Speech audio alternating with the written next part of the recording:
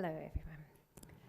I'd like to acknowledge the traditional owners of the land, the Barramatagal people of the Darug Nation, and pay my heartfelt respects today to the elders past and present. I come from a long line of storytellers. My grandfather left the old country with 1,001 tales and a little blue book of Arabic and English. He pedalled the dusty roads with a suitcase full of hope and fear and stories.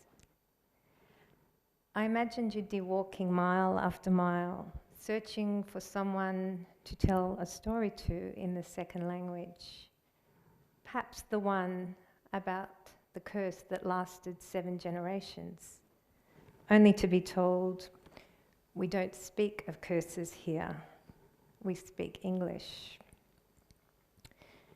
When my grandfather died, community mourned the passing of knowledge.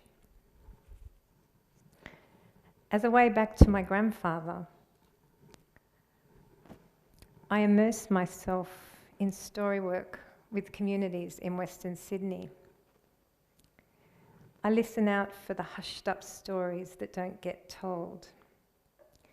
The songlines of the displaced and the dispossessed. The stories of the asylum seeker, the refugee, and the immigrant.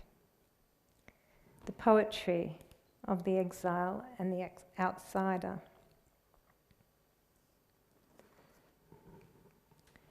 The Afghan women of Sydney write, "Don't take my only son to the front.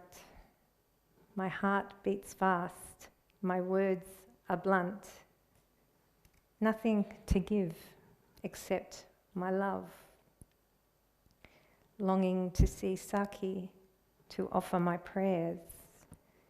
I cross the tulips in the desert. Crying aloud, the tears run down my cheek. I yearn for what I don't yet seek."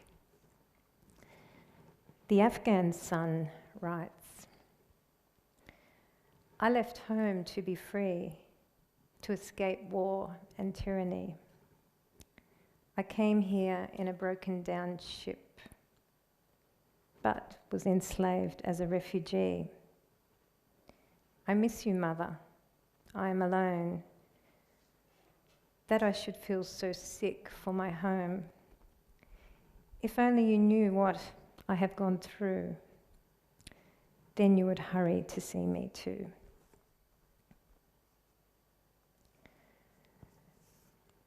In this journey towards listening,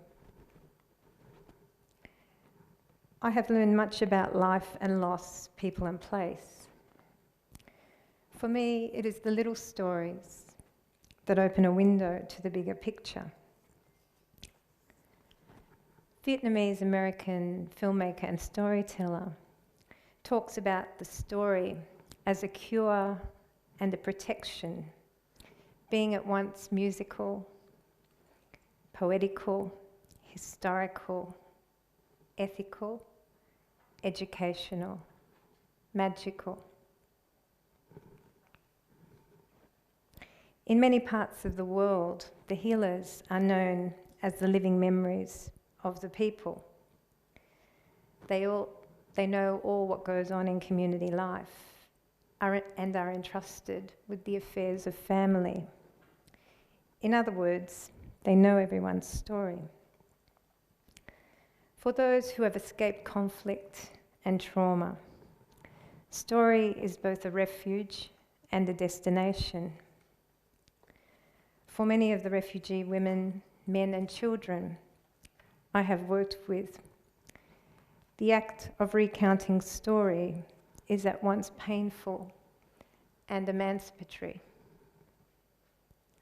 Malkia, a young Congolese woman, writes from the book of African Australian stories, "I wish I could start my story with once upon a time, like other children's stories, but I can't because my story is not a fairy tale. I can barely remember running away with my parents from my country. There was trouble everywhere. What I do remember is Kakuma refugee camp, where refugees who escaped such terrible wars were treated badly. It was as if they were not human beings. But dogs. I sometimes thought that the ones who died were luckier. One of the elders from the Sierra Leonean community writes, "Our stories are not easy to tell.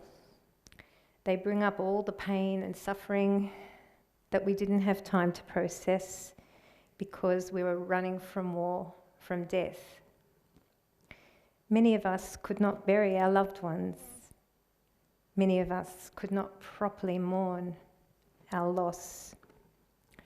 This storytelling project, the Book of the Living, brought women in the community together to begin a process of healing. The women had said at the outset, we don't want counsellors or clinical psychologists.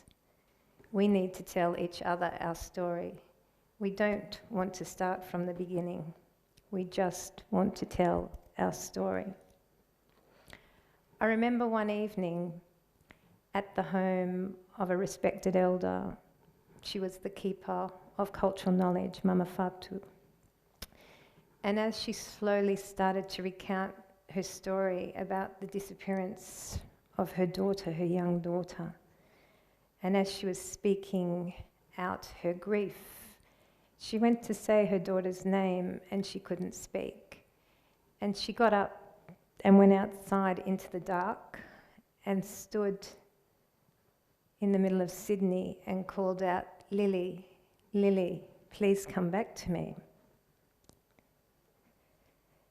As each woman in that story circle came to voice, she would fall to the floor in profound grief. And there was always a woman in that circle who would raise the woman up with song, poetry, and prayer, so the women could get through another day to feed and nurture their surviving children and to build their community. Samila writes, "I scream out to the world, but no one hears my voice. No one listens to my words."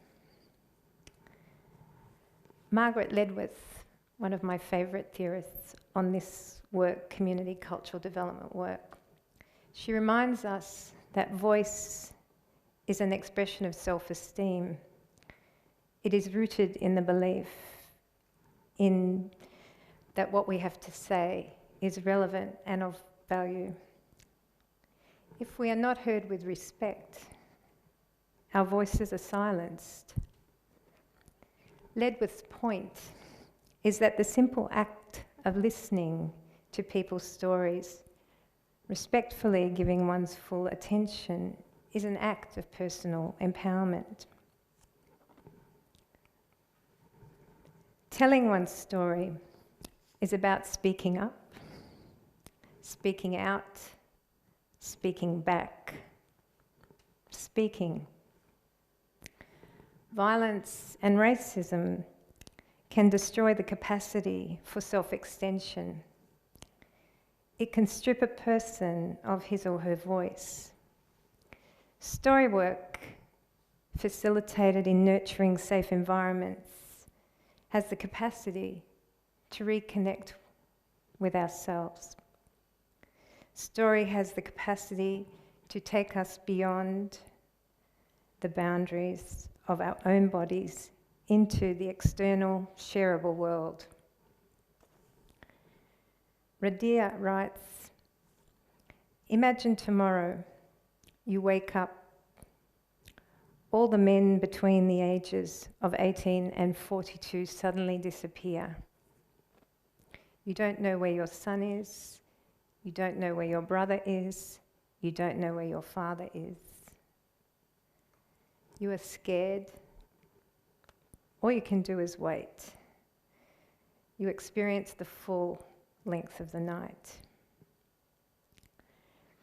In this city of stories, telling one story is as much a struggle for recognition as it is a testimony to survival, as a mode of resistance. Resistance against invisibility, resistance against forgetfulness, resistance against demands to be quiet, resistance against demands to integrate, resistance against master narratives that drown out other voices and other ways of being. Omaima writes, "I am the tears so fragile they fall from the sky, my lips sewn together with a thread of life, my hands like leaves, they shake when it blows, and my heart, it hurts when there is nowhere to go."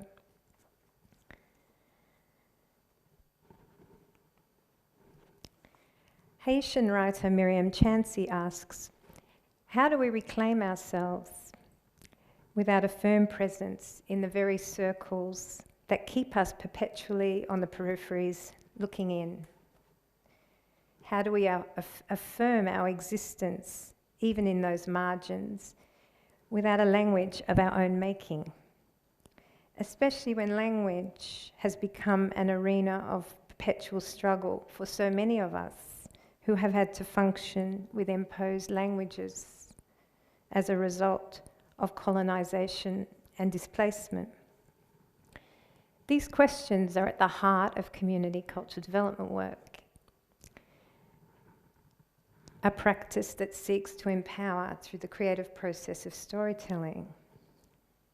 This model of community cultural work always focuses on the stories of the people as a basis of action and reflection. In real terms, the importance of this work lies in its capacity to provide a space to connect the deeply personal with the profoundly political, and thereby move from personal empowerment to collective action for transformative change.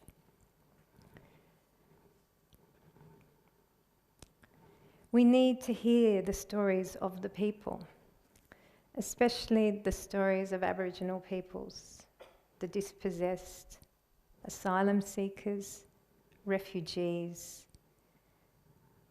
stories of people who are occupied, the incarcerated, the survivors of war. As Fatmata, a Sierra Leonean elder, writes, they are the stories which are a lesson against war. How could any person take a whole people to war or declare war if they had been through one themselves? It is those who have seen firsthand the effects of war who can teach those ones who wave their sticks and their bombs at others how senseless and criminal their actions are. Fatmata concludes, our scars stay with us forever, but our voices remain strong. We all have a right to be heard, and we all have a responsibility to listen.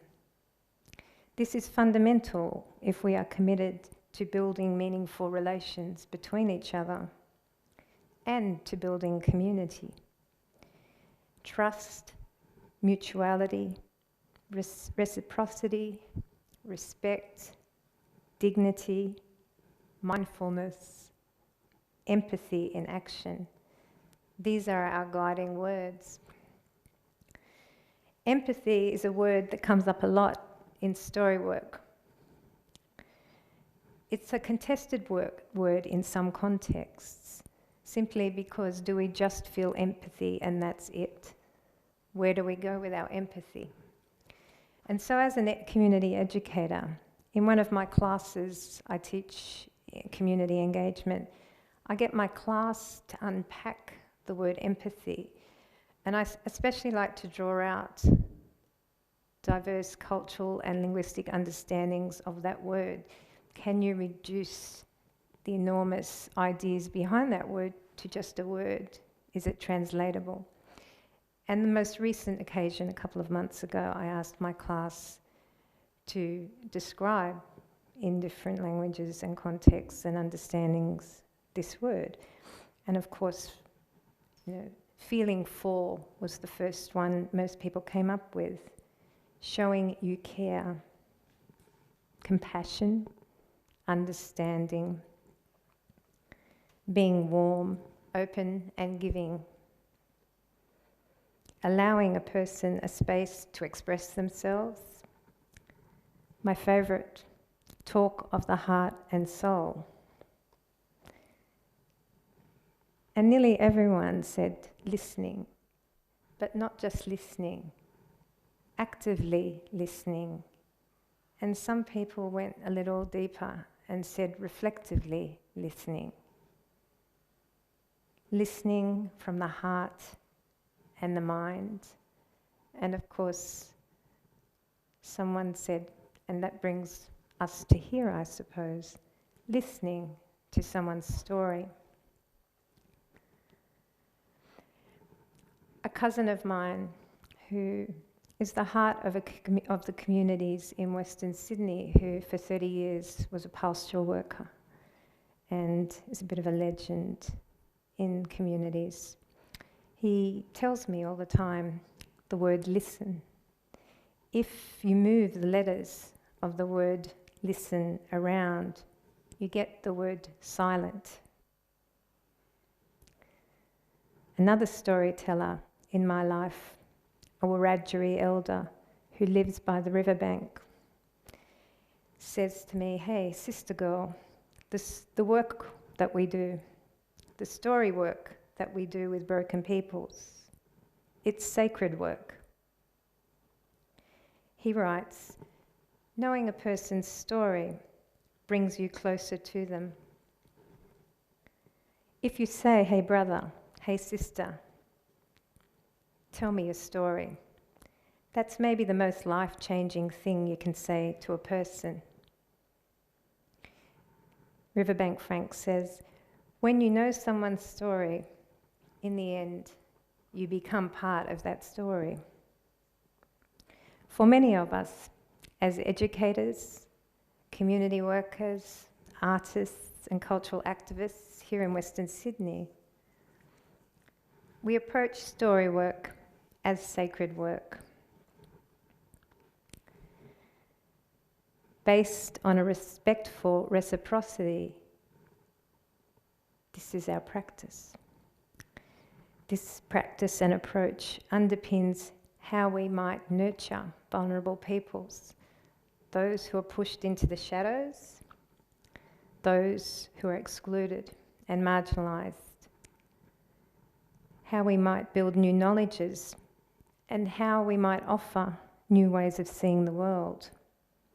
And crucially, how we move towards new ways of being in the multicultural metropolis.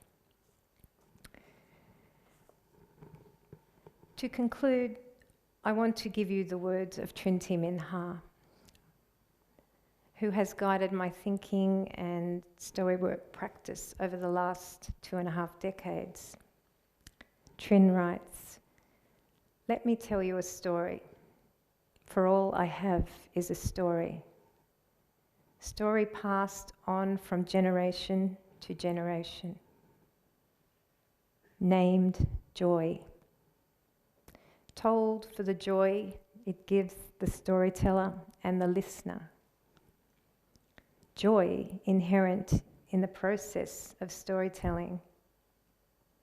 Whoever understands also understands that a story, as distressing as it can be in its joy, never takes anything from anybody.